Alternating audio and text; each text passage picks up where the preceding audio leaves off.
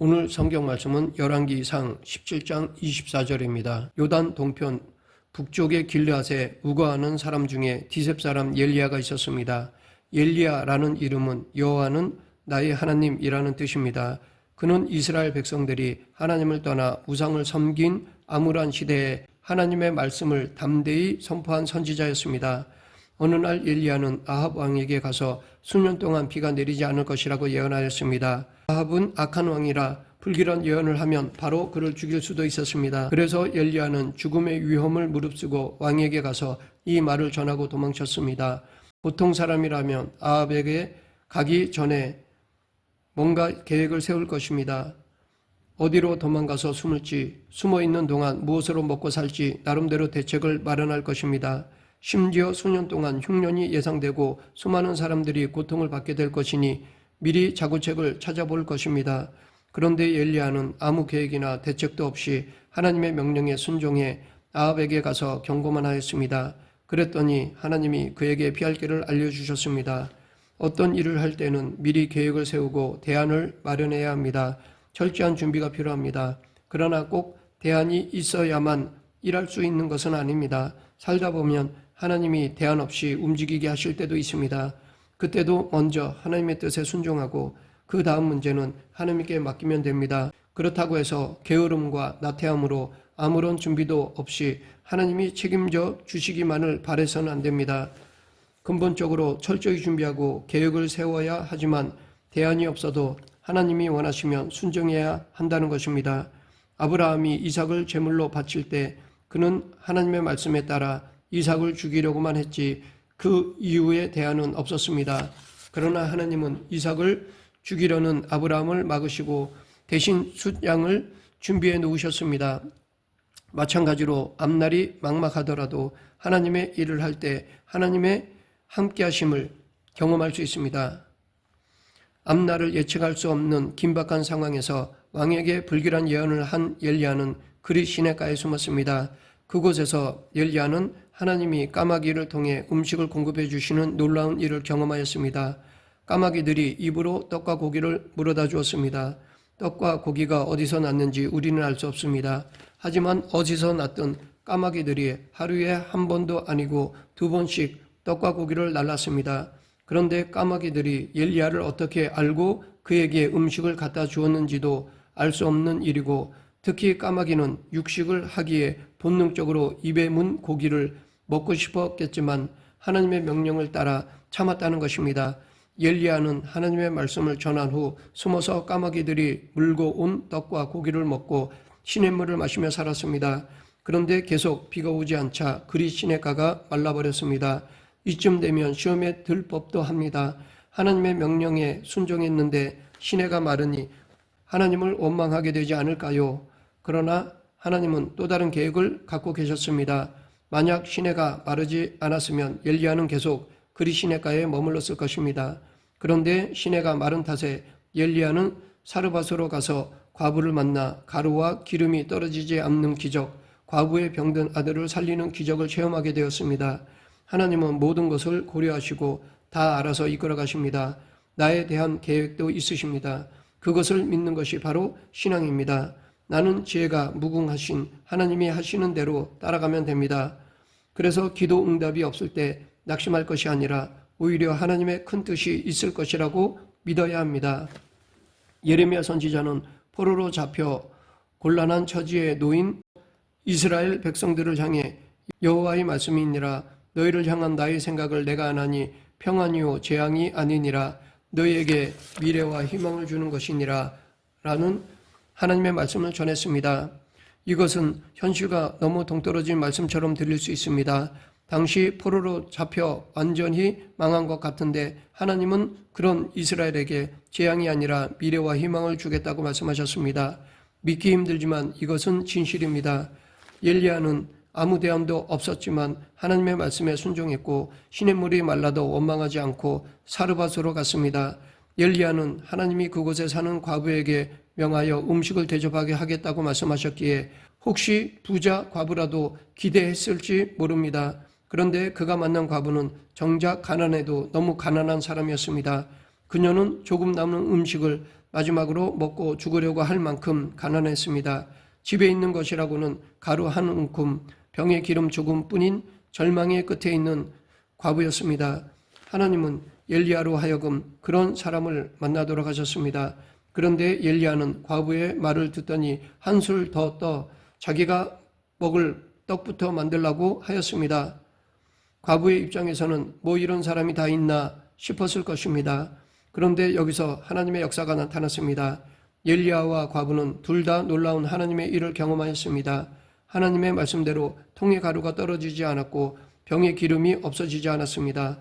그런데 이런 일이 계속된다면 앞으로는 걱정 없이 배부르게 잘 살 수 있었을 것 같았습니다. 그런데 또 다른 어려움이 생겼습니다. 과부의 아들이 병들어 죽고 말았습니다. 과부의 하나뿐인 아들, 유일한 소망이 사라져 버렸습니다. 과부는 크게 상심하여 아들을 죽게 하려고 자기 집에 온 것이냐며 엘리야를 원망하였습니다. 엘리야는 아들을 다락침상에 누인 후 하나님께 간절히 부르짖었고 하나님은 아이를 살려주셨습니다. 그제야 과부는 오늘 본문에 말을 하였습니다. 내가 이제야 당신은 하나님의 사람이시오 당신의 입에 있는 여호와의 말씀이 진실한 줄 아노라. 가루와 기름이 끊이지 않았을 때도 믿긴 했지만 과부는 죽은 아들이 살아나자 하나님을 더 확실하게 믿게 되었습니다. 또 엘리야는 엘리야대로 모든 것을 다 하실 수 있는 전능하신 하나님을 깊이 경험했습니다. 여기서 우리는 하나님의 방식에 대해 생각해 볼 것이 있습니다. 첫째, 하나님의 일하시는 방식입니다. 하나님은 시냇가의 물은 마르게 하시고 병의 기름은 채워주셨습니다. 또 과부의 아들을 죽게 놔두셨습니다. 그는 과부의 유일한 기쁨이요 삶의 이유로 만족이었습니다.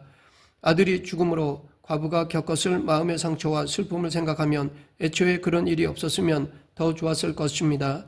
그런데 하나님은 왜 그렇게 하셨을까요? 그 이유는 그녀로 하여금 오늘 본문의 고백을 하기 위해서였습니다. 하나님은 여인에게 먹을 것을 주셨습니다. 그러나 그보다 더 중요한 것이 있는데 그것은 믿음입니다. 하나님은 우리가 이 땅에서만 잘 살기를 원하지 않으십니다.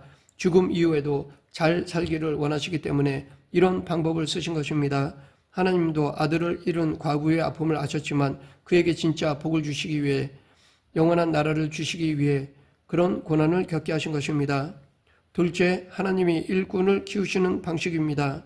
하나님은 이런 과정을 통해서 결국은 엘리야를 준비시키셨습니다. 이제 엘리야는 갈멜산으로 가서 큰 영적 전투를 치러야 했습니다. 까마귀, 시냇물, 가난한 과부, 통의 가루, 병의 기름, 과부의 아들을 살림, 이 모든 것이 엘리야의 훈련에 필요한 도구였습니다. 엘리야는 3년간의 운둔 생활을 통해 하나님의 능력을 생생히 체험함으로써 영적으로 죽어있는 이스라엘을 살리기 위한 준비를 했던 것입니다. 하나님은 당신의 사람을 쓰실 때 훈련을 통해 준비와 연단을 거치게 하십니다. 그러하기에 인생에 아무 고난이 없고 평탄하기만 한다면 혹 하나님이 버려두신 것일지 모릅니다. 반면에 믿음을 지키는데도 고난이나 어려움이 있다면 나를 귀하게 쓰기 위한 하나님의 훈련으로 볼 수 있습니다. 이때 내가 겪는 고통과 역경이 나를 더욱 강한 하나님의 일꾼으로 성장시킵니다. 그리고 내가 겪는 고난을 통해 같은 고난을 겪는 다른 사람을 도울 수도 있습니다. 셋째, 하나님이 일꾼을 보내시는 방식입니다. 하나님은 시대에 맞게 일꾼을 택하시고 사용하십니다. 하나님의 일꾼은 시대 맞춤형입니다. 하나님은 이스라엘이 영적으로 가장 어려울 때 당신께 잘 순종하는 엘리야를 강하게 준비시켜 사용하셨습니다. 이런 시대에 요나 같은 사람이라면 곤란합니다. 하라는 일은 안 하고 도망다니기만 하면 하나님도 힘드십니다. 이때 힘만 센 삼손이 등장했다면 불순종하는 사람들을 위협하기만 할 것입니다. 하나님은 항상 시대에 맞는 일꾼을 부르시고 사용하십니다. 힘들고 어려운 때 더욱 강한 일꾼을 보내십니다. 초대교회 시절 로마 황제의 박해로 수많은 사람이 죽어갈 때 하나님은 사도 바울처럼 목숨을 던지는 용감한 사람들을 사용하셨습니다. 심한 기근이 3년째 계속되던 어느 날 하나님은 엘리야에게 아합 앞에 서라고 명하셨습니다. 엘리야는 그래서 아합을 만나 하나님의 명령을 버리고 바알을 섬긴 아합의 죄를 지적했습니다. 그리고 바알 선지자들과 아세라 선지자들을 갈멜산으로 불러 모았습니다. 갈멜산에서 엘리야는 이스라엘 백성들에게 여호와와 바알 중에 누가 진정 하나님인지를 선택하라고 요구했습니다. 먼저 바알 선지자들이 송아지를 잡고 아침부터 낮까지 바알의 이름을 불렀습니다. 그런데도 아무 응답이 없자 그들은 계속 제단 위에서 뛰놀았습니다. 더 나아가 그들은 큰 소리로 신을 부르며 칼과 창으로 몸에 피가 나도록 상처를 내며 미친 듯이 떠들어댔습니다. 하지만 저녁 소재를 드릴 때까지도 아무 응답이 없었습니다. 반면에 엘리야는 백성들을 가까이 오게 한 후 무너진 여호와의 제단을 수축했습니다. 그는 지파수대로 돌 12개를 취해 제단을 쌓고 도랑을 만들었습니다. 그리고는 각든 송아지를 나무 위에 놓고 제단 주변에 판 도랑까지 가득 찰 만큼 많은 물을 제단에 붓고 하나님께 기도하였습니다. 그러자 하늘에서 불이 내려와 순식간에 재물을 태우고 물을 모조리 말려버렸습니다. 비로소 백성들은 여호와가 참 하나님이신 것을 알게 되었습니다.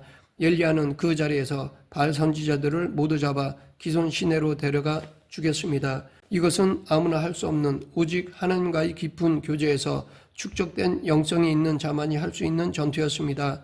이 싸움은 다른 사람의 눈에는 무모해 보였겠지만 엘리야에게는 당연한 것이었습니다. 엘리야는 여호와만이 하나님이시라는 사실을 그 시대에 밝히 드러내야 했습니다. 그래서 목숨을 걸고 전투를 계획해서 승리로 이끌었습니다.